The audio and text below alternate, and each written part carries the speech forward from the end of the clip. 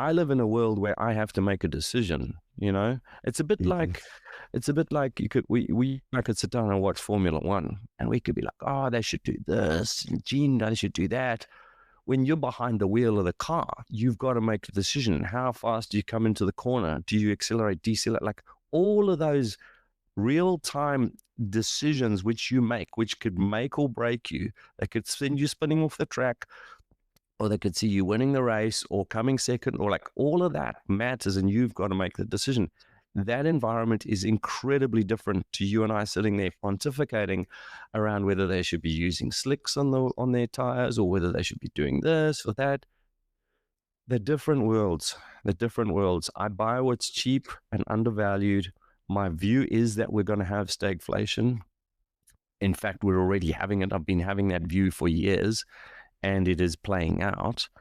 Now, I'm not going to pat myself on the back and say, well, I've been right then, and therefore I'm going to be right forevermore.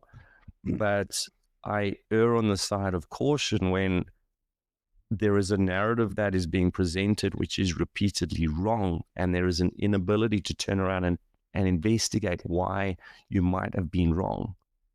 So people have been calling for deflation. Look, the answer to deflation is to buy bonds. Okay, that's any asset manager knows that. You buy bonds. So how has that turned out in the last 4 or 5 years? You've lost over 50% of your wealth. 50%. If that happened to me in my portfolio, in my business, I would be losing clients en masse. It would have a material effect on my business, on my life. And so I see these people putting out these narratives, and they don't have any material effect on their life because they never take a position. And so I just ignore them, to be frank. People will often say, what do you think about this guy's opinion and that guy's opinion? Unless the person is managing money, I don't give a shit. I don't care, because they're not the racing car driver. They're the guy in the stands sitting there deciding from afar what speed they should come into the corner at. They've got no idea. It's a very different world. So we are positioned for stagflation, but over and above that, we buy what's cheap and unloved, whereby the fundamentals behind it are in our favor. And I could point you to a whole lot of sectors, whether we have inflation or deflation. Like you have material, platinum's a good example we've been talking about just recently. There is a supply-demand imbalance. Does it matter if you have inflation or deflation? And I pointed this out. I'll give you this quick story again, because we did it before, and you'll probably remember it, Gene. You go back to the Asian flu crisis, at the Asian bird flu crisis. Okay, you had an outbreak of bird flu in Southeast Asia.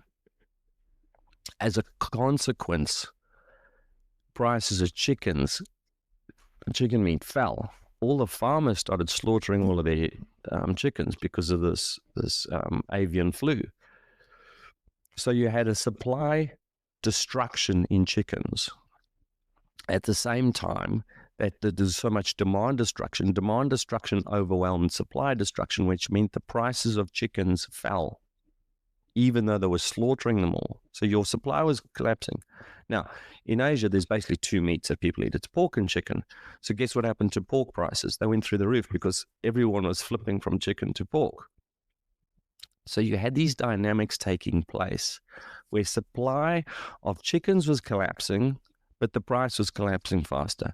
The supply of pork was ramping up, but the price was accelerating higher because there was it hadn't caught up.